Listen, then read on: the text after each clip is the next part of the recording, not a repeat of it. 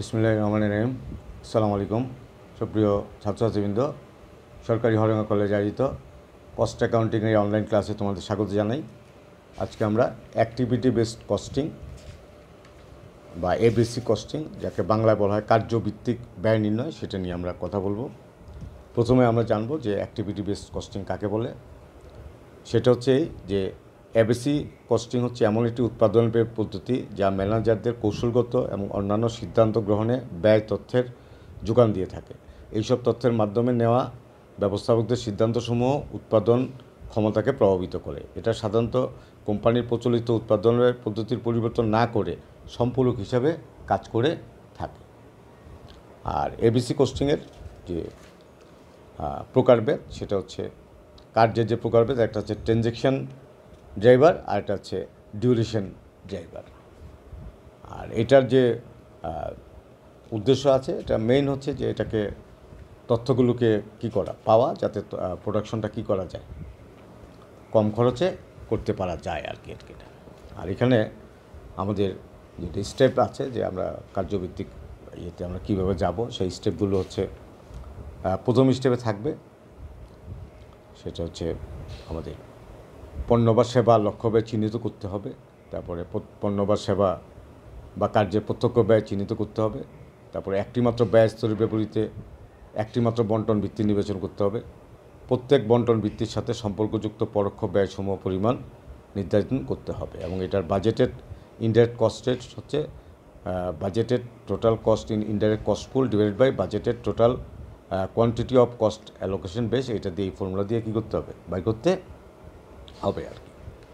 তো এখন এখানে প্রথম হচ্ছে কস্ট অবজেক্টিভ ব্যয় বসে উৎপাদিত পণ্য চিহ্নিত করতে হবে। তারপরে identify the direct cost of product বাই করতে হবে। তারপরে select the cost allocation base to use for the allocation indirect cost to the product.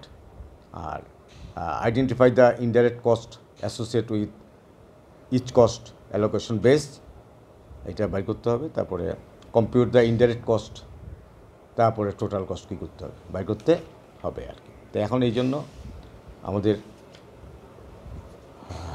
যে প্রণালী আছে, সেই প্রণালীর জন্য এখানে জার্নাল প্রয়োজন হয় আর কি, জার্নাল প্রয়োজন হয়। তারপরে এবিসির কিছু পরিবেশক শব্দ আছে, যার প্রথমটি হচ্ছে এ কস্ট অবজেক্টিভ।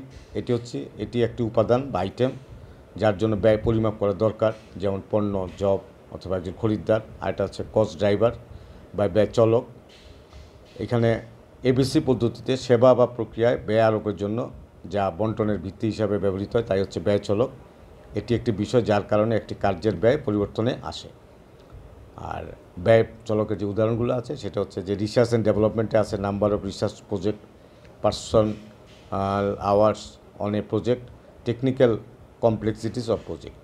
আর কাস্টমার ড্রাইভার যেটা আছে, সেটা হচ্ছে number of service calls, number of product service, hours spent on servicing product. আমাদের অ্যাক্টিভিটি কস্ট পুল এখানে লাগে। তারপরে প্রতিটি কার্যের জন্য আলাদা ড্রাইভার লাগে। তো এখন এই জন্য আমাদের যেটা স্মরণে রাখতে হবে যে অ্যাক্টিভিটি এবং কস্ট ড্রাইভার কোনটা কী আছে, এটা কিন্তু একটা আমাদের জানতে হবে। যেমন আমরা যদি অর্ডারিং র মেটেরিয়াল অথবা অর্ডার ডিপার্টমেন্ট অথবা পারচেজ যদি আমরা অ্যাক্টিভিটি ধরি, তাই এটা কস্ট ড্রাইভার হবে অর্ডারিং আওয়ার অথবা নাম্বার অফ আওয়ার্স। আর আমরা যদি রিসিভিং র মেটেরিয়ালসকে আমরা অ্যাক্টিভিটি ধরি, তাহলে সেটা কস্ট ড্রাইভার হবে রিসিভিং আওয়ার্স অথবা নাম্বার অফ শিপমেন্ট। আমরা যদি ম্যাটেরিয়াল হ্যান্ডলিংকে অ্যাক্টিভিটি ধরি, সেটা হবে কস্ট ড্রাইভার হবে number of requisition, weight of material অথবা হ্যান্ডলিং আওয়ার। আর প্রোডাকশন শিডিউলকে যদি আমরা অ্যাক্টিভিটি ধরি, তাহলে আমরা নাম্বার অফ অর্ডারকে কস্ট ড্রাইভার ধরব।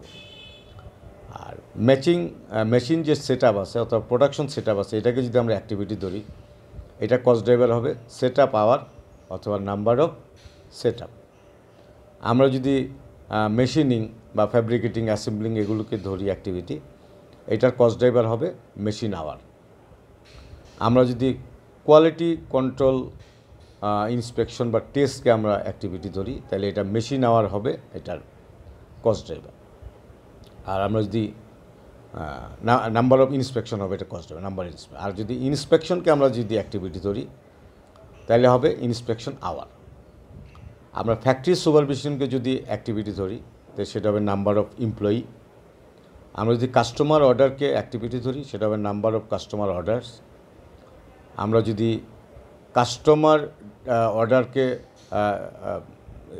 ধরি আর কি, আমরা যদি প্রোডাক্ট ডিজাইনকে যদি আমরা অ্যাক্টিভিটি ধরি তবে নাম্বার অফ প্রোডাক্ট ডিজাইন হবে এটার কস্ট ড্রাইভার। আর আমরা যদি প্রোডাক্ট ডিজাইনকে অ্যাক্টিভিটি ধরি সেটা ড্রাইভার হবে, কস্ট ড্রাইভার হবে নাম্বার অফ প্রোডাক্ট ডিজাইন। আমরা যদি অর্ডার সাইজকে অ্যাক্টিভিটি ধরি সেটা হবে মেশিন আওয়ার হবে এটার কস্ট ড্রাইভার। আমরা যদি কাস্টমার রিলেশনকে আমরা যদি অ্যাক্টিভিটি ধরি সেটার হবে নাম্বার অফ অ্যাক্টিভ কাস্টমার। আমরা যদি advertising, trade show and bonds এগুলিকে যদি অ্যাক্টিভিটি ধরি তাহলে এটা হবে projected number of case sold, এটা হবে কস্ট ড্রাইভার। আমরা যদি সেলস ম্যানেজমেন্টকে আমরা যদি অ্যাক্টিভিটি ধরি তাহলে হবে time spent in each sales territory. আমরা যদি রিসার্চ অ্যান্ড ডেভেলপমেন্টকে যদি আমরা অ্যাক্টিভিটি ধরি সেটার কস্ট ড্রাইভার হবে hours of R&D for each product line. আমরা যদি প্রসেসিং অ্যাকাউন্টস রিসিভেবল এটাকে অ্যাক্টিভিটি ধরি সেখানে আমরা এটার কস্ট ড্রাইভার হবে নাম্বার অফ ইনভয়েস প্রসেসড। আমরা যদি অ্যাকাউন্টস পেয়েবলকে কস্ট ড্রাইভার ধরি সেটা হবে নাম্বার অফ ইনভয়েস প্রসেসড, এটা হবে কস্ট ড্রাইভার। আমরা যদি প্রসেসিং পেরোল চেক এটাকে অ্যাক্টিভিটি ধরি সেটা হবে নাম্বার অফ চেক প্রসেস হবে, এটার কস্ট ড্রাইভার। আমাদের ম্যানেজিং কাস্টমার ক্রেডিটকে যদি আমরা অ্যাক্টিভিটি ধরি এটার কস্ট ড্রাইভার হবে নাম্বার অফ কাস্টমার অ্যাকাউন্ট। আমরা যদি জব সাইজকে অ্যাক্টিভিটি ধরি এটা হবে থাউজেন্ডস অফ স্কোয়ার ফিট। আমরা যদি এস্টিমেটিং অ্যান্ড জব সেট আপকে ধরি অ্যাক্টিভিটি তাহলে এটার কস্ট ড্রাইভার হবে নাম্বার অফ জবস। আর আমরা যদি ডিলিং উইথ নন রুটিন জবসকে যদি আমরা অ্যাক্টিভিটি ধরি এটার কস্ট ড্রাইভার হবে number of non routine jobs. আমরা যদি ক্লিনিং কার্পেটকে অ্যাক্টিভিটি ধরি সেটার কস্ট ড্রাইভার হবে স্কোয়ার ফুট ক্লিনড। আমরা যদি ট্রাভেল টু জবসকে যদি অ্যাক্টিভিটি ধরি সেটা হবে মাইলস ড্রাইভার হবে কস্ট ড্রাইভার। আমরা যদি জব সাপোর্টকে অ্যাক্টিভিটি ধরি এটা হবে নাম্বার অফ জবস হবে এটার কস্ট ড্রাইভার। আমরা যদি স্ক্র্যাপ বা রিওয়ার্ককে যদি আমরা অ্যাক্টিভিটি ধরি এটার হবে scrap or rework order issued হবে এটার কস্ট ড্রাইভার। আমরা যদি মিলস প্রিপারেশনকে কস্ট ড্রাইভার ধরি অ্যাক্টিভিটি ধরি তবে নাম্বার অফ মিলস হবে এটার কস্ট ড্রাইভার। আমরা যদি সার্ভিং এ ডিনারকে যদি আমরা কস্ট অ্যাক্টিভিটি ধরি তাহলে এটার নাম্বার অফ ডিনার সার্ভড হবে কস্ট ড্রাইভার। আর যদি হায়ারার্কি ক্যাটাগরি ধরতে চাই তাহলে অ্যাক্টিভিটি যদি ডিজাইন হয় কস্ট হায়ারার্কি হবে প্রোডাক্ট সাস্টেনিং। আর অ্যাডভার্টাইজিং স্পেসিফিক প্রোডাক্ট যদি হয় সেটা হবে প্রোডাক্ট সাস্টেনিং কস্ট। আমাদের প্রোডাক্ট রিসার্চ যদি হয় তাহলে product sustaining cost. Cost of making engineering চেঞ্জে যদি হয় তাহলে প্রোডাক্ট সাস্টেনিং কস্ট। তারপরে marketing cost to launch the new product যদি হয় সেটা হবে প্রোডাক্ট সাস্টেনিং কস্ট। আর পার্টস ম্যানেজমেন্ট যদি হয় সেটাও কী হবে প্রোডাক্ট সাস্টেনিং কস্ট হবে, কস্ট হায়ারার্কি। আর আমরা যদি শিপমেন্ট সেট আপকে ধরি তাহলে সেটা হবে ব্যাচ লেভেল। আমরা যদি সেট আপ মোল্ডিং মেশিনকে ধরি সেটাও ব্যাচ লেভেল হবে, পারচেজিংকেও ব্যাচ লেভেল, অর্ডারিংও batch level, delivery batch level, material হ্যান্ডলিংও ব্যাচ লেভেল হবে, কোয়ালিটি ইন্সপেকশন কস্টও ব্যাচ লেভেল হবে, cost of placing, purchasing order, receiving order এটাও ব্যাচ লেভেল হবে। আর সেলফ স্টকিং যদি হয় এটা হবে output unit level, machine operation হলে এটা output unit level, machinery depreciation এটা আউটপুট ইউনিট লেভেল, ডিস্ট্রিবিউশন এটা output unit level, cost of electricity এটা output unit level, customer support এটা আউটপুট ইউনিট লেভেল, অ্যাডমিনিস্ট্রেশন এটাও কি facility sustaining, human resource training এটাও কি ফ্যাসিলিটি সাস্টেনিং। তাহলে এর উপর ভিত্তি করে কি হবে এটার কস্ট হায়ারার্কি হবে। তাহলে আমরা অ্যাক্টিভিটি এবং কস্ট ড্রাইভারকে যদি স্মরণে রাখি এবং কস্ট হায়ারার্কি যদি মনে রাখি তাহলে কিন্তু আমরা হায়ারার্কিও চিহ্নিত করতে পারবো। তারপরে কোনটা কিসের উপর ভিত্তি করে হবে সেটাও আমরা বলতে পারবো। তারপরে কোন ব্যাচের কত কস্ট হয় কস্ট শিট বানাতে পারবো, কোন কার্যের কত অ্যাক্টিভিটি, কোন অ্যাক্টিভিটির কত টাকা কস্ট হয়, কস্ট পুল কোনটা, কস্ট কত, পার বাজেট কত, মানে টোটালটাই আমরা কী করতে পারবো, ক্যালকুলেশন করতে পারবো। তো এখানে হায়ারার্কি করা, কস্ট পুল, তারপরে কস্ট শিট, টোটাল কস্ট কত, এইসব হচ্ছে এটার অঙ্ক নির্ণয় করতে হবে।